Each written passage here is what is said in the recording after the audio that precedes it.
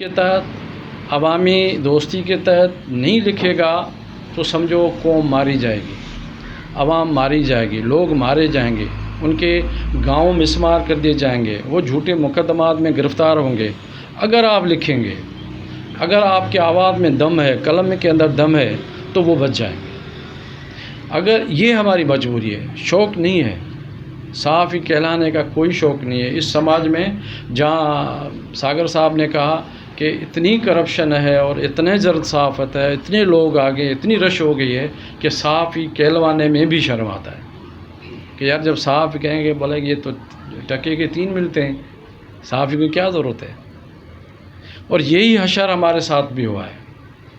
عوامی press club Malir, کبھی مجھ سے دوست پوچھتے ہیں کہ آپ نے کیوں بنایا، کیا ضرورت تھی؟ آلریڈی یہاں پر ایک پریس کلب ہے یہاں پہ موجود، تو آپ نے دوسرا پریس کلب کیوں بنایا؟ تو میں نے کہا کہ تیسرا بھی بننا چاہیے، چوتھا بھی بننا چاہیے۔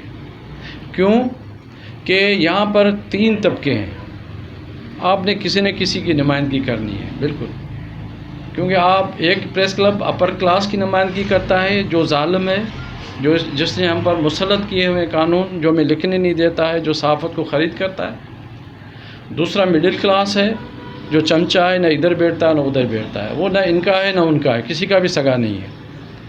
اور دوسرا آخری ہے ورکنگ کلاس، جو 90 سینکڑوں سے بھی زیادہ ہے۔ اتنے لوگ ہیں، ان کے پریس کلب آپ کو نہیں ملیں گے، آپ کہیں بھی چلے جائیں۔ ورکنگ پالیسی رکھنے والا پریس کلب بہت کم ملے گا۔ جیسے آپ لوگوں نے بنائی ہے KUG، جس میں ہم بھی شامل ہوئے ہیں، اس کا نام ورکرز لکھا ہوا ہے۔ ایک تو ورکرز وہ کام کرنے والے، دوسرا یہ محنت کش طبقہ ہے۔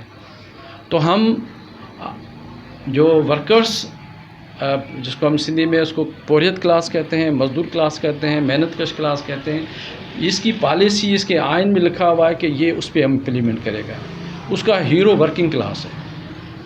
ورکنگ کلاس سے ہم یہاں پر پریس کلب کی فیس نہیں لیتے ہیں، ہم خاتون سے پریس کلب کی فیس نہیں لیتے ہیں، اس لیے کہ وہ لوگ مظلوم ہیں۔ جب یہاں آتے ہیں، کوئی فیکٹری سے نکالا گیا مزدور، کوئی گرفتار کیا گیا مزدور جب یہاں آتا ہے تو ہم اس سے فیس نہیں لیتے ہیں، اس کی آواز کو بلند کرتے ہیں۔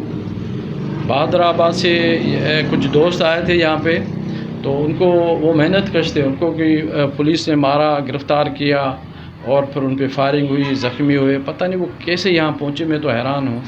تو جب یہاں پہنچے تو میں نے کہا بھائی آپ کو کس نے بھیجا ہے؟ بولا ہمیں کسی نے بھیجا ہے۔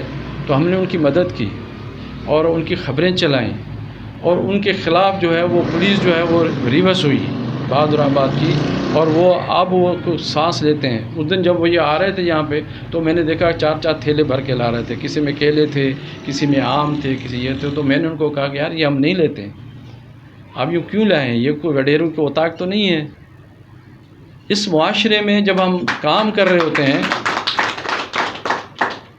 یہ ڈسٹرکٹ پریس کلب ملیر ہے۔ ڈسٹرکٹ پریس کلب ملیر بنیادی طور پر میں نے ساتھیوں کو بتایا کہ یہ کراچی کا حصہ ہے۔